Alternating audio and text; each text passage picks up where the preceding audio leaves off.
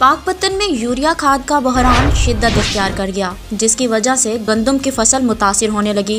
काश्तकार परेशान। काश्तकारों का कहना है कि सुबह से शाम तक यूरिया खाद के हसूल के लिए लंबी कतारों में खड़े होने के बावजूद यूरिया खाद की एक बोरी शाम को फराहम की जाती है। इस पर मजीद बात करते हैं अपने नुमाइंदे फैज़ फरीद से, जो इस वक्त गंदम के खेत में मौजूद हैं। जी फैज़ फरीद, आगाह कीजिएगा इस हवाले से।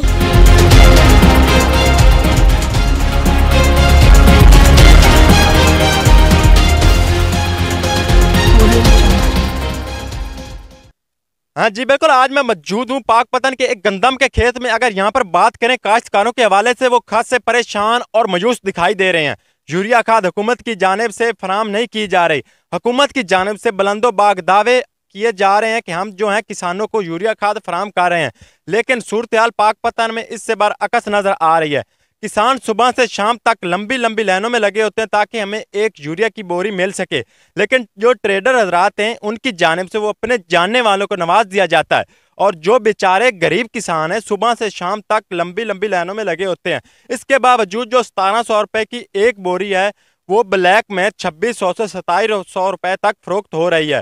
किसान खास से परेशान और मायूस दिखाई दे रहे हैं। किसानों ने मौजूदा हुकूमत से मुतालबा किया है कि इससे जो कबल गंदम का रेट है वो पहले ही बहुत ज्यादा है। अगर इस वक्त गंदम को यूरिया ना मिली तो मुल्क में आटे का बुरान पैदा होगा। सूरत हाल के हवाले से बात करें तो आटे का जो रेट है 1 किलो 65 रुपए से 70 रुपए तक फरोख्त हो रहा है, जो गरीब आवाम की कुव्वत खरीद से अब भी बाहर है। अगर इस वक्त यूरिया खाद गंदम को ना मिली तो आटे का बुरान पैदा होगा और गरीब आवाम एक रोटी को भी तरस जाएगी।